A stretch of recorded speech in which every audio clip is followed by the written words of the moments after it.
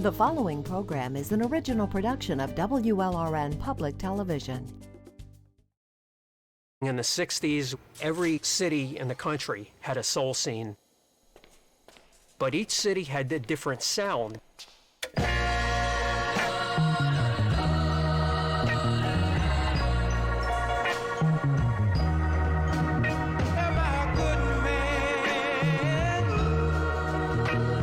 There is a second layer of soul music that is beneath Motown and sax.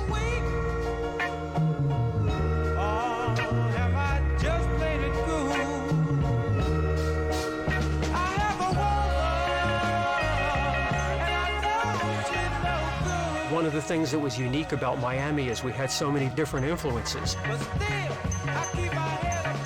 We were the first black record production company in Florida. Motown was like an inspiration. We got to be as good as them or better.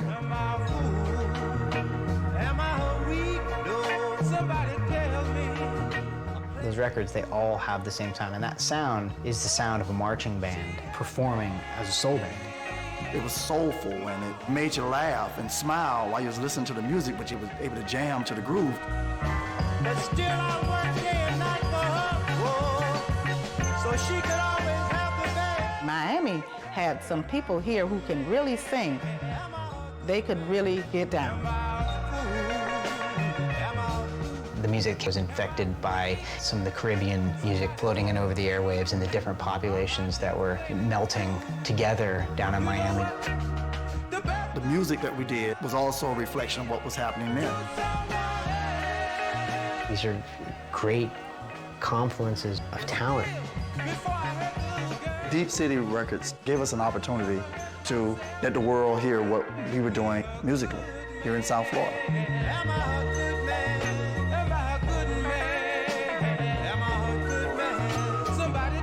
That's the legacy of Deep City, the birth of the Miami sound.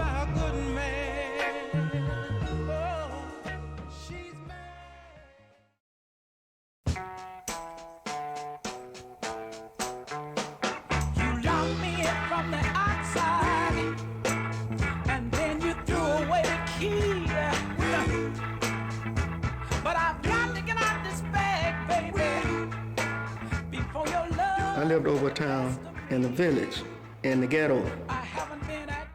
Willie, what do you think of the neighborhood you're living in? It's nice. You like it? You don't think there's anything better?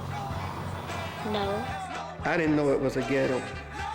I called it home because it was fantastic.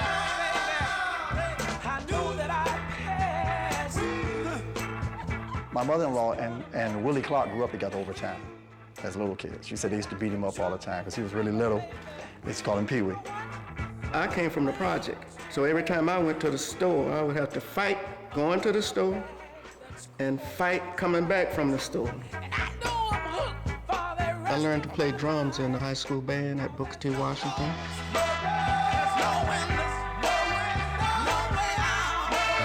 I decided to go to college because I could see what would happen to me later on if I didn't go to college. I went on to FAMU.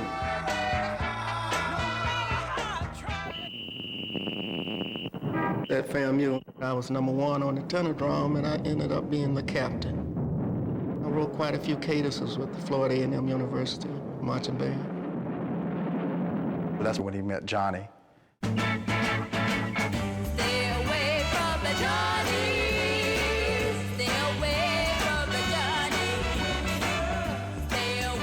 The first time I met Johnny Pearsall was at FAMU. Johnny was always known to be one of those guys. He's a nice-looking guy. All the girls liked him. I always liked older guys, and he was a real handsome guy to me, but all the other girls, they were falling out over him. Being a dapper guy, every time you saw Johnny, he probably had on a suit, and he always dressed really nice. He just took to me just like that, and I took to him just like that. We were always together. Johnny was my protector. We could be thugs but we could be very nice. We could be thugs the night before we go to school the next morning. They knew who we were and where we came from and that we didn't take any foolishness. Johnny always had a peacemaker. We never got down to really shooting at people, but we threatened people and let them know, hey, you know where to find us, Johnny's Record Shop. We'll be standing out front.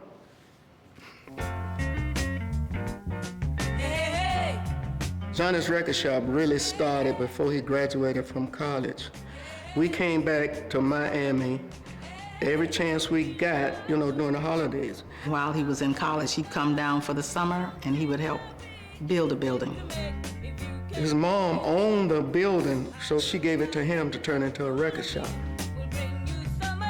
He loved music also. He would always have the #1 records. When they got to be hot, Johnny Pearsall had that record. Johnny was an only child. His mom gave him whatever he wanted. Johnny's parents were both school administrators, so they were what we called back then people that had money. He was living in a big house with a big yard and mango trees and fish ponds and steaks in the fridge. They had a few dollars. They had a little bit of clout. At FAMU, I majored in art education. I had an art class where we had to write lyrics. We would look at the Mona Lisa, put something in writing with some kind of rhythm and rhyme. That really enhanced my imagination. So when we came back to Miami, I had 2 or 3 notebooks of lyrics and melodies to boot. Guys like Johnny and Willie were coming out of college in the early 60s and seeing what could be. Motown and Stax were 2 major powerhouses. We carefully studied the records that the DJ was going wild over. And we would go after trying to top those records. There was so much hope and possibility in being able to take what you were naturally gifted with and turn it into some kind of career. Johnny looking at his background and saying, I want to do better than what was before. And being just smart enough, being just talented enough to take these meager skills that they learned at FAMU and turn them into something that could possibly turn a profit. Before we came back to Miami, we got the idea for Deep City from a nightclub, and it was underground, so they called it the Deep City. And I said, you know what, Johnny, that's a nice name. He said, yeah, it reminds me of Miami, the deepest city in the South.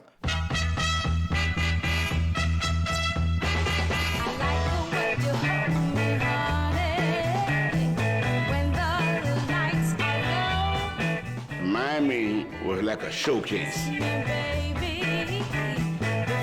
Everybody wanted to come to Dade County.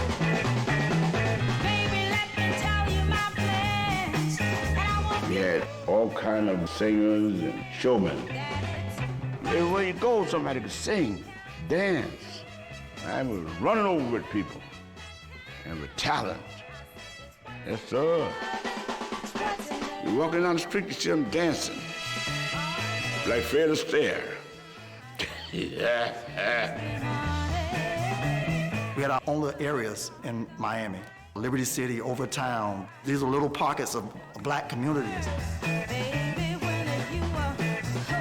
We couldn't go in certain areas after 6 o'clock if you were black. You were black and you was on the beach after 6:30, your butt was in trouble if you didn't have a work permit. Each community had their own little things, so we wouldn't have to go outside the community at night. In Overtown, there was a black energy. It was life. It was beautiful. Neon lights from one end of the street to the other. 2nd Avenue looked like Hollywood. Nightclubs all over the place. We had places to present this music. They keep it on a Friday night, a Saturday night, Sunday afternoon matinee shows. People would go into the clubs and they had tuxedos. The ladies would be in gowns. And that's the way they carried themselves back then. national artists, the Ray Charleses and artists of that caliber. They would perform over on Miami Beach. They would perform there in the early evening. And then afterwards, they would come into what we call the city, to the Night Beat or the St. John's, to perform for the black audiences. You know, where they can kind of let their hair down and do what they wanted to do. Whereas when they performed on Miami Beach, it was more what we call sedity type atmosphere. And they had to, you know, kind of be more formal. Bands like to get together after they get off from work. You work in different clubs, but all of you come to the same club, and you get to that same club, and everybody be hanging out together. I remember they opened a door, you know, I didn't know where the place was, but you'd hear this music. And when they close the door, all right, but then somebody opened another door, then they close the door. So it's all this, it's just music. Nobody was making music to make money, you know? That wasn't our goal. We love music. I think that was the difference, and that's how we came up with what we came up with. There was just so much music that was going on, and there wasn't a lot that was being recorded. Every group that went on the stage in the nightclubs, they didn't have original songs, so they sang popular group songs.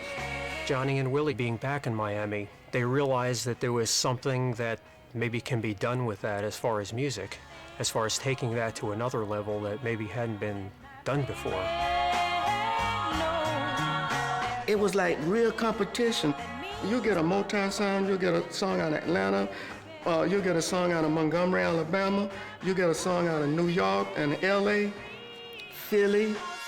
We wanted to sell our records too. What Deep City Records did for the artists that performed in the local nightclubs and did the sock hops and things here in South Florida, it gave us an opportunity to get our music out there, our own music. Kind of like what Motown did for its artists in the Detroit area and Chicago did for their artists. Johnny would give me ideas, I give him ideas, we'd bounce them back. We'd say, okay, let's do a session. See, we were college boys and school teachers. We had to find somebody with Miami street knowledge, knew their way around the nightclubs, knew the musicians, so that was Clarence Reed. I got in my car, I said, I'm gonna find that musician named Clarence Reed, and I'm gonna take my notebooks, and we're gonna start writing songs. Reed, these are your people. He knew his way around town, everybody knew him. What's up, people? I met Willie first. He was very serious. When he did music, he forgot about all that, the whiskey and stuff. I would hum the melodies to him, try to correct the lyrics so they make sense with feeling and stuff. And he put his 2 cents in and 5 cents in and 10 cents. You know, it was all like a team effort. To get a record out, we had to depend on our school teaching check. We need 4 hours in the studio. Johnny would put his down, I put mine down, and we gave them the dates that the check would be good. Even though we were not seasoned musicians to compete with Motown, we just had it in our heart to work hard to do the best we could. Johnny, he bought a piano and put it in the room, and I come up with ideas. I could run back there and put it down. Clarence loved to come to the record shop, and he would sit down and he'd be playing the music, and he'd say, Helene, come here. And he would sing a little bit, and he'd tell me, you sing a little bit. And then he'll tell Johnny and Pee Wee, say, hey man, we got one, we need to do this. That piano in the back of Johnny's record shop allowed them, at a moment's notice, I've got lyrics, I've got a melody, let's get together and make this right now. Clarence could find the musicians for us, and there would come a time when he would disappear on us. He'd get angry with us about something. He'll start, excuse me. They would like to go out and get their girls off the street and party. You're talking about the good old days. You got to concentrate on business. He'll start clenching his fist like that, and he'll disappear and say, you finish it. I'd have some beautiful girls that cared about me that end up leaving, and I didn't give a because I spent all my time with the music. He would get like, now look, I know you can do this, you gotta do it. You had to work. I got this reputation. I don't care how dumb your sister, your daughter's supposed to be. I rehearsed with them one time, 2 times the most, and they done learned the song. He was a little bit more impatient than us because we had been trained as school teachers to be very patient. The other person who I could depend on 100% was Arnold Alberry. We call him Hoss. He was a music major at FAMU. I would write the music and I would rehearse the band. And one thing about recording, you had to have the band in tune. So you had to have a person that knew about music so the band would sound right.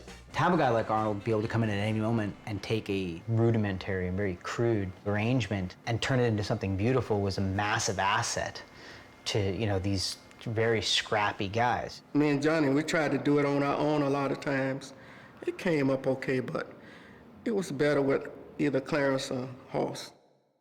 Clarence was able to turn a very simple melody into a much larger melody, and Willie was able to come in and you know, take his own personal lyrics, which he was writing daily. 3 heads together, Clarence Reed, Johnny Pearsall, and Willie Clarke. And the musicians that we had some dynamite people to work with. What they did was take some of the bands that they liked, because the bands were a big part of what was happening. A lot of these were playing at the Continental Club or the King of Hearts Club down in Overtown. For example, Frank Williams and the Rocketeers, Frank Du Bois and the Chicken Scratchers. But it was the Rocketeers that were used the most on Deep City. Frank Williams and the Rocketeers with Beaver, their band had a lot of togetherness. They were like the #1 band in Miami. Frank Williams was the band leader. He played saxophone. Boy, could he play. He was self-taught. Couldn't read no music. Didn't have no time, and he couldn't tap his feet in time with the music, but he could blow.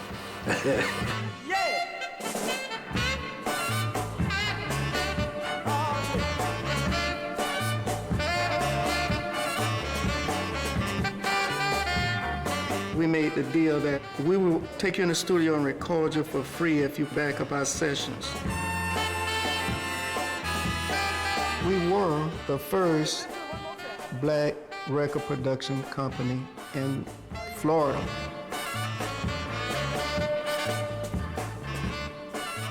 The first time I went to a recording studio, it was on a song called The Pot Can't Talk About the Kettle. The studio time was like $15 an hour, and we had only 2 tracks to work with. Voice and all those instruments had to be balanced just right. So most of the time we were recording, I was praying. Nobody could read music. Those musicians there were not well groomed. They just had that feel, but that is actually the beginning of the Miami sound right there. They could play. I had to write out a code so they'd know what note to play. They would use whoever happened to be available. That's just the way that you learned. And learning is a big part of the experience, just like with Motown.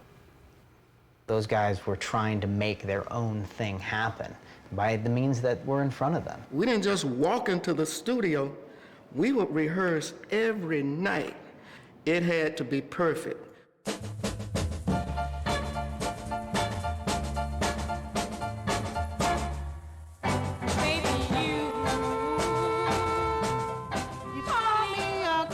She is the voice of early Miami, in my opinion. I mean, she made a handful of extremely brilliant and beautiful records. I met her, she wouldn't remember me. I was sneaking in the joint, got a chance to see her and fell in love with her. Not just her, I fell in love with every grown woman I saw, man. I was like, whoa, I'm in love, but the perfume drove me crazy. That's a whole nother story. The pot can't talk about the kettle. Pot can't talk about the kettle. And you can't talk about me. We're in the same boat, too. We got the songs down pat because you had to pay for your studio time. You didn't have time to fool around. It's not like the way things are done today. You had to have everybody there, and everything had to happen. Now you can go in the studio and dub in there, blah, blah, blah, blah. They wouldn't like it well then. You had to play that right live. And if somebody moved it up, you had to start it all over again. So you had some good musicians back then that don't get no credit. That record has been out of my head for so long I haven't seen it. My niece called me and told me, Auntie, they got your record up here. They have something. You got a Facebook. Did you know that? I said, no, I didn't know that. Who put me up? She said, oh, yeah, you have friends. The Pot Can't Talk About the Kettle. It was a very, very early track that she did on the Blue Star label, and that was white musicians on there going into the studio with Willie Clarke and Clarence Reed, and all of them together coming up with something that had so much drive and so much push. It's soul all the way, but it's just a very gritty type of soul as well, and that's something that really cannot be forced or faked. It's real. I met her in the company of Johnny. She was the manager of his record shop.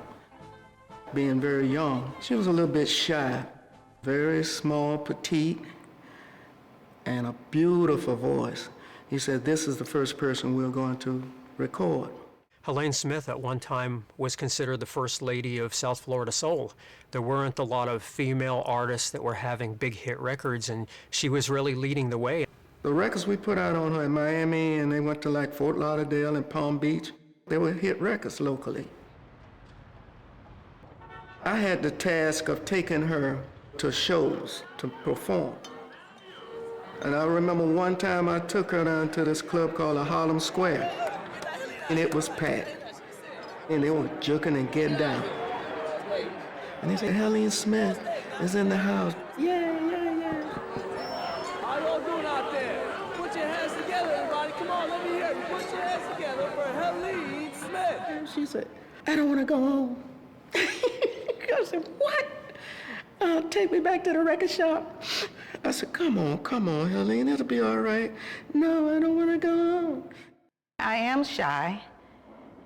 It goes away when I close my eyes and tell myself, you like this, you gotta come into it, you gotta do it, you gotta be that. So you close your eyes and you get to it. And once she hit the stage, she kicks. She'd tear the house down. Darling, I'm willing to forget about our past. Darling, I'm able to make our love last. I'm a woman's woman, and I'm willing and able to be loved. Oh, yes, I am. She had a nice little sound, and I thought Johnny was really going to do something with it to go all the way. I like that song. I think I was sort of falling in love. I kind of suspected sometimes why she didn't want to go and do her stage shows. She couldn't wait to get back to the record shop to see Johnny. She had a crush on him that maxed out any crush you could ever dream of. I think it was love at first sight between the two of them. You know, you fall in love really hard when you're young. We got married when I was 23. He always treated me with a lot of respect. Now, you know what? We had a lot of fun. We had a lot of hard times, but we had more fun times than anything.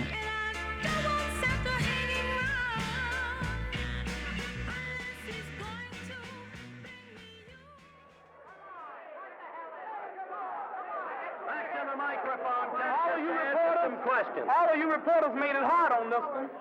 Never write about me like When I started to pick up all of the local labels, make me angry. I found myself just really enjoying the Deep City and Lloyd 45s. Ain't nobody gonna stop me. Not at every rate. The one that just was incredible to me was The Upset by Paul Kelly. How it was written after Cassius Clay upset Sonny Liston. 218 for Sonny Liston, 210.5 for Cassius Clay. My chances are dim.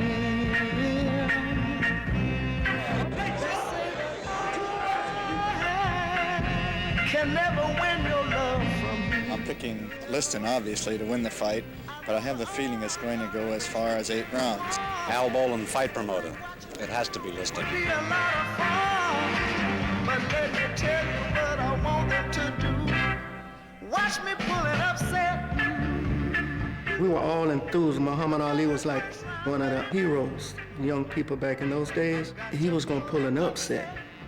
So watch me pull an upset. Watch me go. I shook up the world. I am the great. Hey, what do you say? Huh? Tell those people in Miami. I shook up the whole world. I'm tired of talking. Let them talk about themselves. All I gotta say is I beat Liston like he was an amateur. I held my hands low. I leaned back. I'm still pretty. He was the one all cut up. I shook up the world. Now what are they gonna say about that?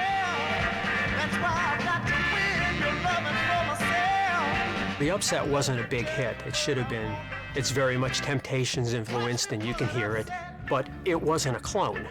It was not a Motown clone or a Stax clone or anything like that. I've got to pull an upset. Good afternoon, and welcome to Do Up the Soul. It's 5 o'clock. And you're listening to WSLR 96.5, Sarasot's hometown radio. The cleverness of the Clarke, Pearsall and Clarence Reid writing skills and compositions weren't to create knockoffs and direct copies of Motown records. They were able to take the influence of a Motown-esque feel and apply it to original material that they'd written themselves. I never had a love to call my own. In the 60s, every city in the country had a soul scene. Each record label and each part of the country they were in had their own sound. So here I stand. Motown was a big sound. They had a studio band called the Funk Brothers. And these guys had all kinds of stuff, violins, big basses, and 4-5 drummers, and wow guitars. Here in South Florida, we had that grit. You know, hanging out on the railroad tracks, chilling on the street corner. One of the things that was unique about Miami is we had so many different influences. A lot of people that are associated with, quote, the Miami sound aren't from Miami at all. Most of the musicians we used was a mixture of Bahamian, Jamaican, Miami, a little bit of Alabama. You can hear what was flowing in from the Bahamas, from Cuba. They definitely understood that what was happening just across the ocean was almost as important as what was happening in their hometown. You start to mix all of that together with the white garage band cats and with gospel singers that are fronting some of the records. You also had horn players who were influenced by school marching bands. That sounds like a gumbo and some kind of a soul stew, but it worked.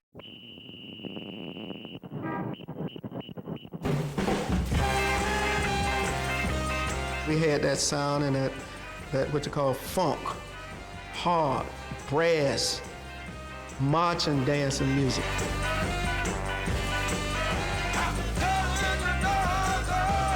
It was soulful. You were able to jam to the groove, too, at the same time. Hoss came and gave us the FAMU and the marching band flavor more than anything we ever had. He was a madman with horns. He played in the brass section in the band. He could play all the instruments, plus keyboard. I remember they asked me, why you going to college? You know what I mean? I knew I would be able to write the music for that band and make that big sound. This was a guy who not only was in the band, but was also a composition major. He was a guy who knew how to read music. He could write music. And that was a real skill that guys like Willie, who even though that they were in the band, it was never their main focus was to be a proficient, you know, musical reader. He would have 5 trumpets, 3 trombones, the whole band, big tubas.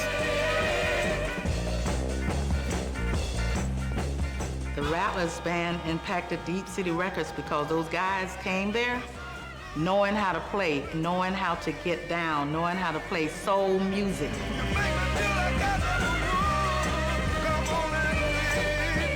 The band was the #1 band in the country. So on those records, when you hear that big fanfare and that brassy sound, That's horse. We had a Latin flair and rock and roll thing, and you couldn't clock us.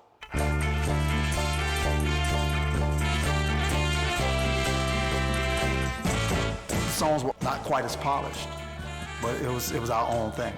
I mean, you don't know how the food tastes until you finish eating it, and you think it's good until somebody comes, hey, that's dynamite. What's the recipe? And then after, that's my recipe. That's why it bugged me years later when the Miami Sound Machine and Expose and John Cicada all were being called the Miami Sound, because they were very slick.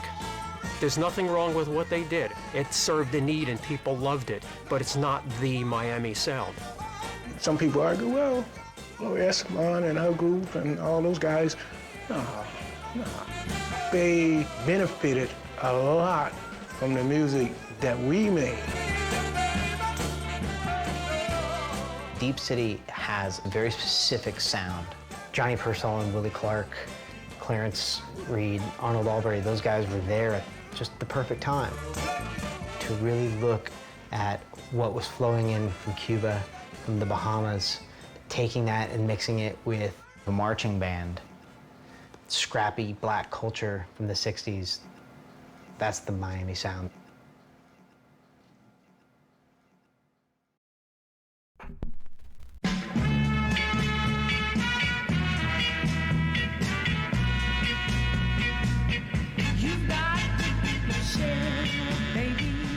There is a second layer of soul music that is beneath Motown and sax. They're doing one thing, but there's still so much out there that's being neglected. Now you've got to do your part, baby. You've got to do your part right now. You've got to do your part. As the year winds down, tastemakers are putting out their best of lists, some choosing music from 2006 releases. Our music critic Meredith Oakes says the best album of the year was a collection of 1960s soul songs from a now defunct label called Deep City Records. The CD is called Eccentric Soul, the Deep City label. You've got to do yourself, baby.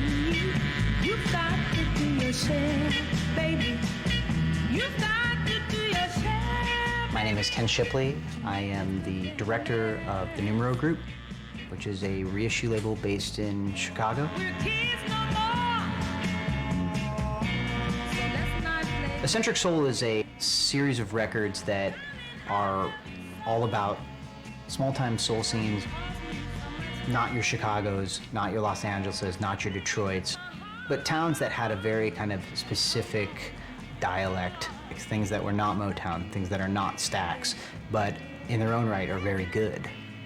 There'd been people who'd been covering minor soul records, and we definitely looked at that and said, they're doing one thing, but going beyond that, trying to tell a story, trying to find photographic evidence, scrapbooks, people's failing memories, the master tapes, even clean copies of the records.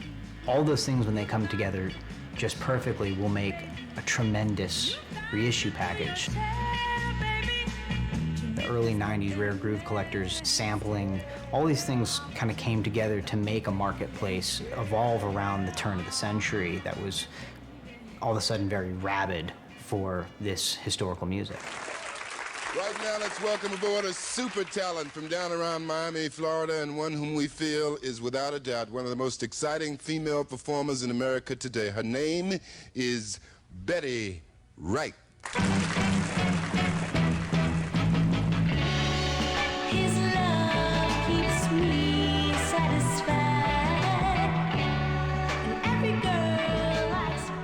The best thing that ever happened, the label was discovering Betty Wright. Betty was more or less advanced. She came from a family of singers and musicians. I guess they were on the mother playing the piano and they're singing and humming. Betty was right there. I think she had a super voice. She really can go. If you listen to the real early Betty Wright stuff on Deep City, like her first record, Paralyzed, she was 12 years old.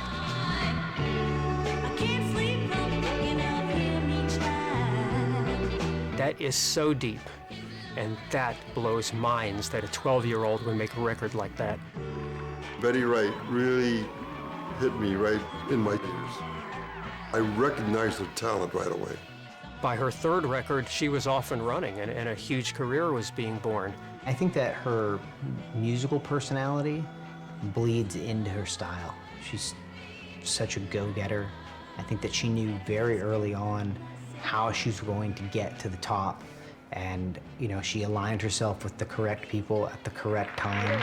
You know, we've talked over the years. I read somewhere once where when you were a little bitty girl, you were in a record store listening to the record by a late friend of mine, Billy Stewart. Now, none of these kids here know Billy Stewart. He's long since gone from the scene, unfortunately. What was the name of the song? Summertime. I've forgotten the story. Didn't somebody come in and hear you singing with it? That was like that was a gift. I picked it up at a record shop. You know, you win a Guess That Tune contest. The first time I saw her was at the record shop. She came by to pick up a prize that she had won on a quiz, Guess That Tune.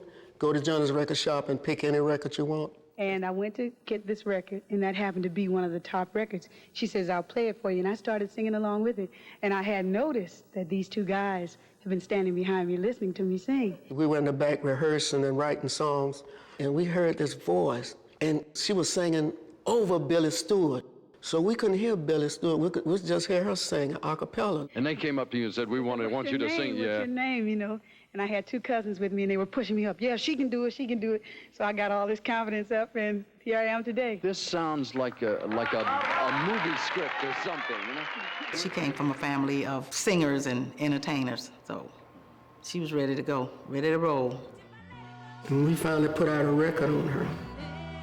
And it was #1 in Miami one side, and the other side was #1 in Tampa. She had a way of delivering her message, which was a personality message, that made her a star.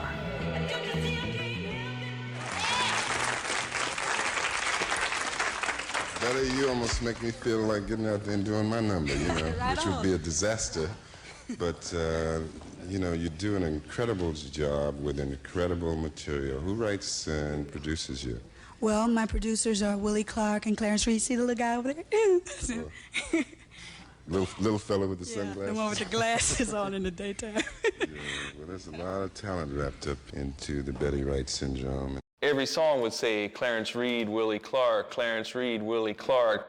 Those two together worked better than they ever worked apart. If you look at their work separately, or when they added a guy like Johnny in to a song, it was never as strong of a song.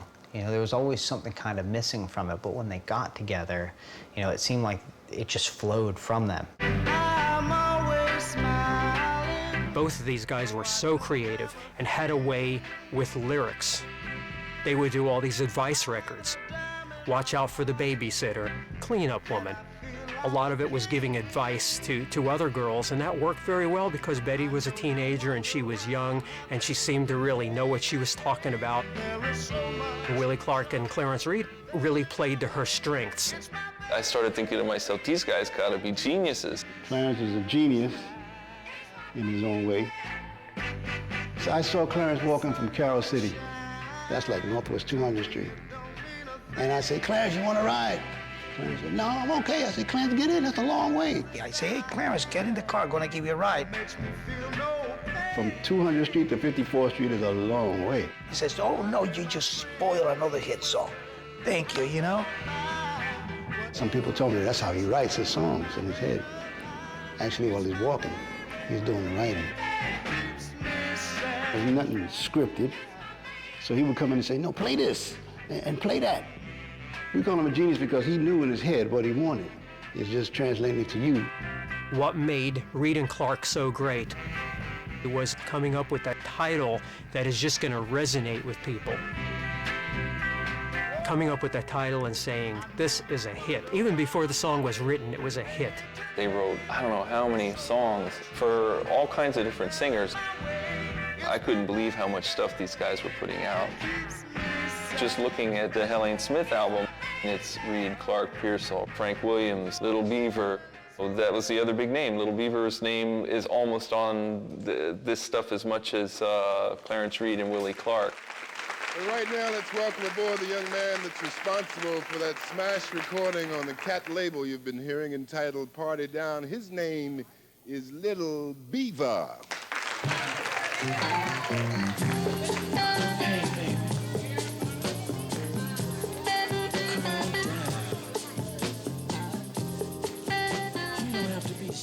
I immediately connected with his body of work, and that led me backwards into the Deep City stuff.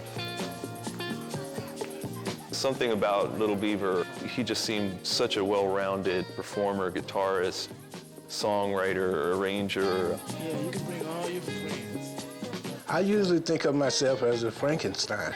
Frankenstein had somebody's hands, somebody else's eyes, so forth, you know. That's kind of the way I was with music. I took a little bit from everybody. By doing that, I created my own style.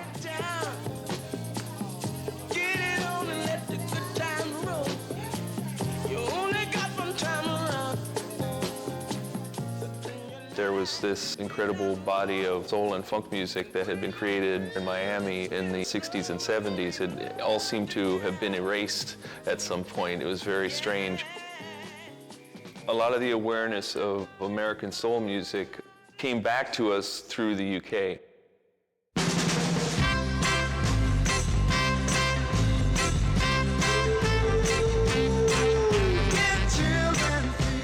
Vinyl collectors have really played a huge role in the renaissance of this music.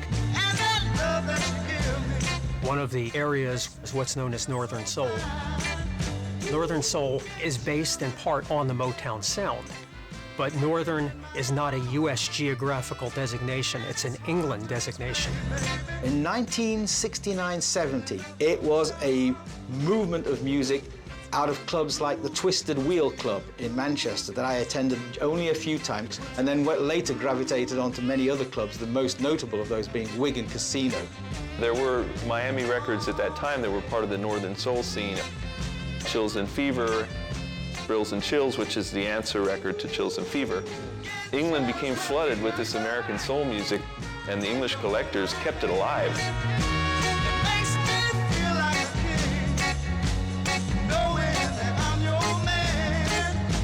Chills and Fever was very big locally, and that got on Dial Records nationally. Paul Kelly really established the label. Their blueprint for most of their labels was, how do we take a guy with an immense amount of talent and elevate him to a point where somebody else wants to take it on and pay us money to go and develop more talent? Clearly the talent was there, because as soon as he got out of Lloyd and got onto Dial, his career exploded. It's a voice that started in Miami but couldn't stay in Miami. Back then, it was hard to get on the air, and as a result, the only records we could really sell was locally. No further than maybe Palm Beach. We didn't have a promotion team, the bankroll. Getting distribution really started with radio airplay. If it didn't get radio airplay, if the DJs weren't on board, there was no reason for a label to pick it up. If you got a DJ behind your record, more than likely you could break that record. They control what became a hit. Putting $50 into a DJ's pocket was perhaps a lot more important than the ability to even put a record into a store. The record industry at that time was in the beginning. And in order to get a record played on the air and to get the proper distribution, there's just certain things that you had to do. M-O-N-E-Y. Money. Whether they liked it or not, they wanted money. Whatever it was to get their attention, to get them to listen to the record and decide whether they liked it enough to play it, that's what you did. If no one's going to play your record, why would they go into a store and even look for it? You need one before you have the other. The minute you said no. Payola varied. Sometimes it was cash. Sometimes you'll send a DJ and his wife on a trip to the Bahamas for the weekend. Unfortunately, payola was a way of life for a lot of DJs and a lot of radio stations. There were some guys who refused to take it, and especially if they really hated a record, because they didn't want to play it. I mean, they listened to it and they'd say, this is a pile of crap. No amount of money could make you play a bad record because it chase your audience away. But you know, if it's a good song, there's a chances are you're gonna play it anyhow. We didn't have the money, but we had the girls.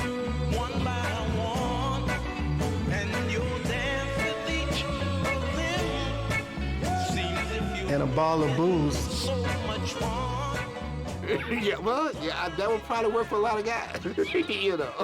Find out what their favorite food was or something. Sometimes you just had to take them a peach cobbler. I honestly don't care if they paid or brought a pretty girl in or brought a bottle of booze. To me, if it was a great record and it got played, then I'm glad it got played.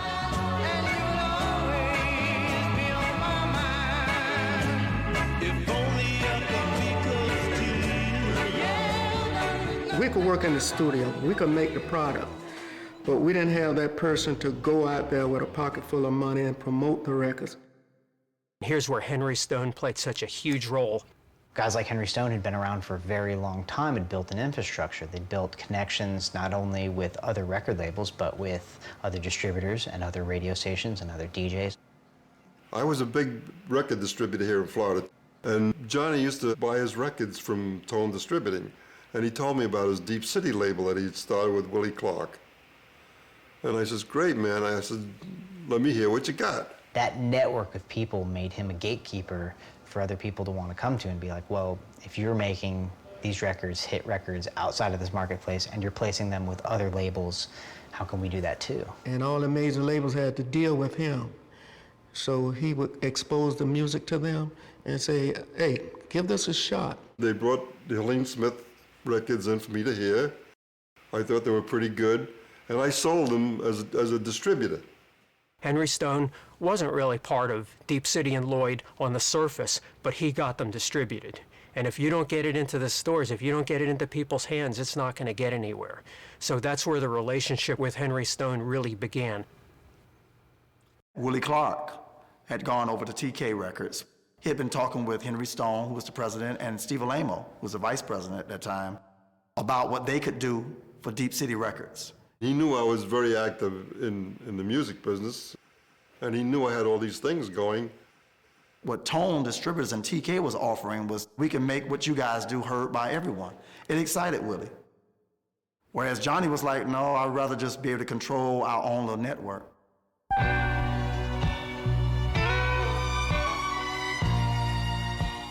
In the late 60s, the civil rights movement was at its biggest point. We hope to eliminate racial discrimination in all public accommodations here in the city of Miami. I think we're dealing here with a very difficult and very real social problem.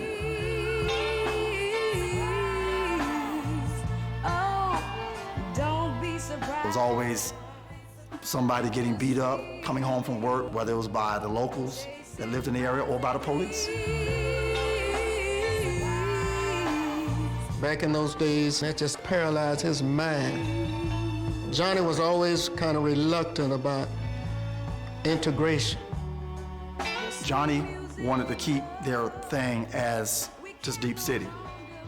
And the network that they had created, basically just getting their music heard and played just in the Southeast, was fine with him. He was satisfied with that. And I said, come on, Johnny. Henry's gonna finance everything. And he got connections with Atlantic, Warner Brothers. He's the distributor. He get them on the phone and bring them down, and they take our records out and get them played. But he didn't want to come. Henry Stone wanted them real badly and was trying for years to get them to come over. Yo, Willie Clarke, don't you want to come across the tracks? I said, cross the tracks? What you mean? And then we ended up with Betty Wright, and he really wanted us to come on in. Willie Clarke became so infatuated with Betty Wright that Deep City's first talent, the first heartthrob, Helene Smith, she didn't have the personality, the drive to go out there and put herself on stage every night in the way that a young girl like Betty was willing to. Willie pretty much knew that he couldn't let Betty get away. Betty was such a major talent. If she could do that at 12, what could she do at 14? What could she do at 16? What could she do at 19? Just looking into the future, especially as a songwriter and producer, the sky was the limit for this girl. And he kept saying to Johnny, we can't let her get away. We can't let her get away. We have to put a lot of resources into her. Johnny wanted to go one way and Willie wanted to go the other way. He must have felt extremely trapped. He looked at Betty as a threat. I think a lot of that probably had to do with the fact that he was married to the person who was the label star prior to Betty Wright being there and had a proprietary interest in the career of Helene Smith. Definitely don't think there was room for both artists on Deep City. It's just like, well, we can stay with your wife who doesn't want to go on stage and is very shy, or we've got this 13-year-old girl here who's willing to kill herself to be a superstar. Helene Smith and Betty Wright really sounded very, very close together. It was amazing. I guess that's where the problem was, because the decision had to be made by Johnny.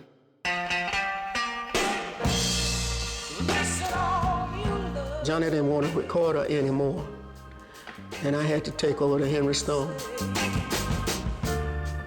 I don't think it was true that Johnny did not want to record Betty.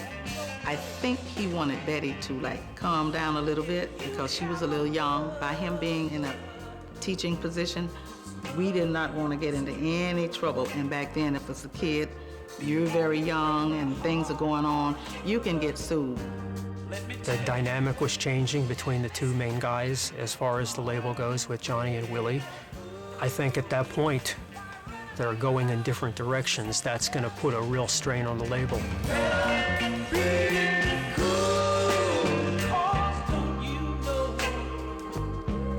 Helene would have been with TK because I wanted to bring her over there, but Johnny wouldn't let me. That was before Betty. Helene would have been sky high over there. Helene wasn't the kind of woman who was going to be out singing at a club every night because Johnny wasn't the kind of person who wanted to put his wife on stage every night. And those factors, you know, between Willie kind of becoming obsessed with Betty and Johnny becoming so protective of Helene was really like what kept her from being a star. I think when you're looking at labels that don't make it, especially labels that have some local success, that local success and the fact that national labels are interested tells you that it's not the music. That tells you that it's something internal.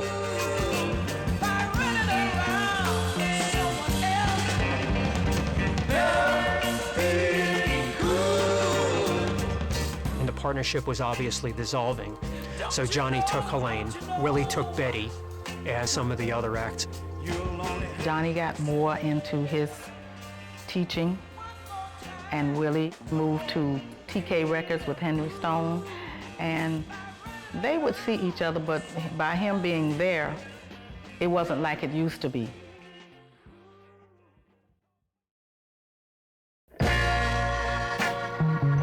So the partnership then was no longer Willie Clarke and Johnny Pearsall, but the partnership was Willie Clarke and Clarence Reid. They did succeed. Gold records and winning a Grammy just took a little bit longer, and it took someone else handling the business end.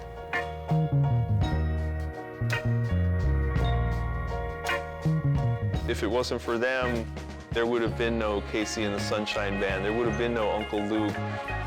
People should know their names.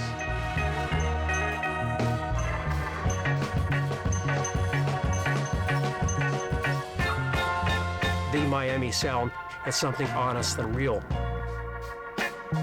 It manifested itself in Deep City in those early labels that Willie Clarke and Johnny Pearsall did.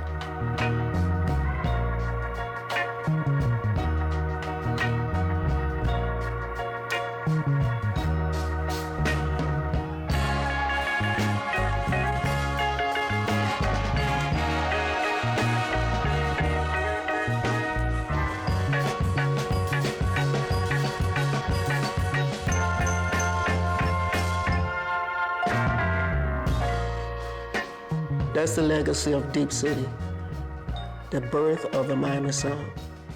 To learn more about Deep City, the birth of the Miami sound, visit deepcitymiami.org.